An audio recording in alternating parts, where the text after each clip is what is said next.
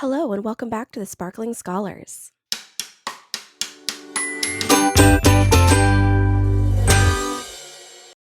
Today, in our U.S. history lesson, we're going to be talking about life in the city.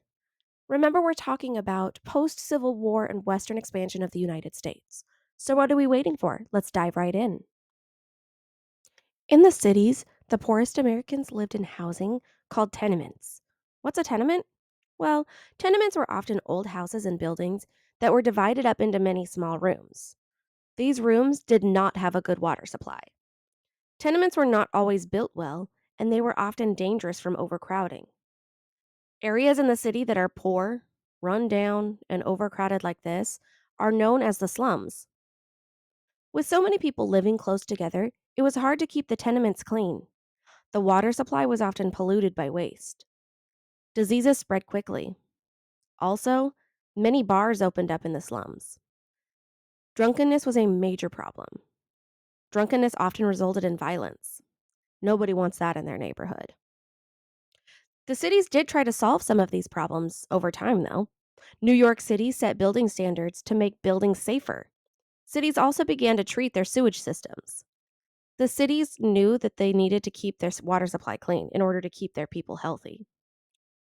Newspapers ran articles that explained the importance of personal cleanliness and good diets to the citizens.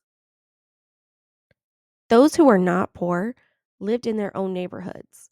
Some lived within the city, others lived in the suburbs. Suburbs are basically the area around the city. Many could not afford to buy a house if they lived in the city. They would rent apartments or row houses there. An apartment is a set of rooms within a building that a person or a family can rent to live in. A row house is a house in a row of houses built without any space in between. Apartments and row houses were built better and were much nicer than tenements. By the 1870s, they had indoor plumbing with hot and cold water.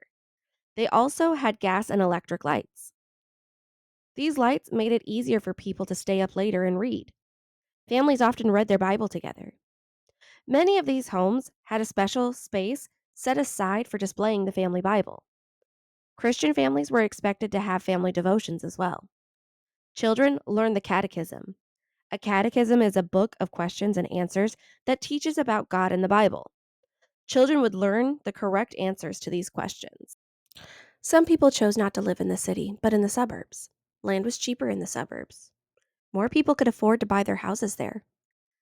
Many people thought that living in the suburbs was healthier than living in the city. The suburbs reminded some people of the small towns that Americans used to live in. Children had more space to play in the suburbs than in the city. The suburbs were an escape from the city. They were also close to the city. Men could ride streetcars into the city to work every day. People also went to the city to shop. Department stores were a new attraction in the cities. People used to go from store to store to find what they wished to buy. A department store is a huge store divided up into different departments or sections. One part of the store might sell clothes. Other departments might sell dry goods, toys, or furniture. Department stores were very fancy. They were modeled after palaces. Department stores included restaurants for when people got hungry. There were sitting areas for people when they got tired. Department store owners wanted people to stay in the store and shop all day. Well, that's enough for this lesson.